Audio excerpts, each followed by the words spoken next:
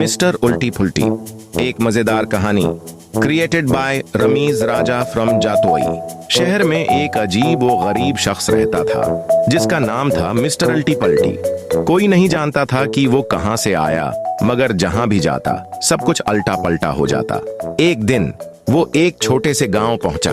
जैसे ही वो नानबाई की दुकान पर गया, उसने रोटी को अलटा करके जीभ में रख लिया और चाय का कप नीचे से पकड़कर पीने लगा। लोग हैरान होकर उसे देखने लगे। बाद में वो स्कूल पहुंचा और बोला, आज से यहाँ सब कुछ उल्टा चलेगा। बच्चे खुश हो गए। वो किताबों के बजाय बुस्ते पढ़ने लगे, दीवार पर लिखने लगे और कर्सियों पर उछलने लगे। जल्द ही पूरा स्कूल कहकाओं से गूंजने लगा, मगर हेड मास्टर गुस्से में आ गया। फिर वो बाजार पहुंचा, जहां भी उसने अल्टी पल्टी हरकतें शुरू कर दी। सब्जियां हुआ में लटकने लगे, दूध पानी से हल्का हो गया और चाय मांगने पर बर्फ मिलने लगी। कुछ लोग परेशान थे, मगर कुछ को मजा आ रहा था।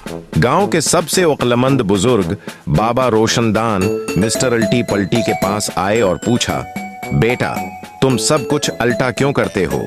मिस्टर अल्टी पल्टी मुस्कुराकर बोला, बाबा जी, मैं लोगों को ये सिखाने आया हूं कि अगर जिंदगी सीधी चल रही हो तो कभी कभी उसे अल्टा देखने से नए जाविये मिलते हैं। अगले दिन वो गांव से चला गया, मगर उसकी हरकतों ने सबको हंसना सिखा दिया था। अब जब भी किसी का दिन बुरा गुजरता, वो कोई अल्टी हरकत करके हंसने लगता और कहता, ये जिंदगी में कभी कभी अल्टा भी सोचना चाहिए। वीडियो अच्छी लगी हो तो उसको लाइक करें और ऐसी मजेदार वीडियोस देखने के लिए हमें फॉलो करें और रमीज राजा की फुल सपोर्ट करें ताकि वो मजीद अच्छा कंटेंट बना सके।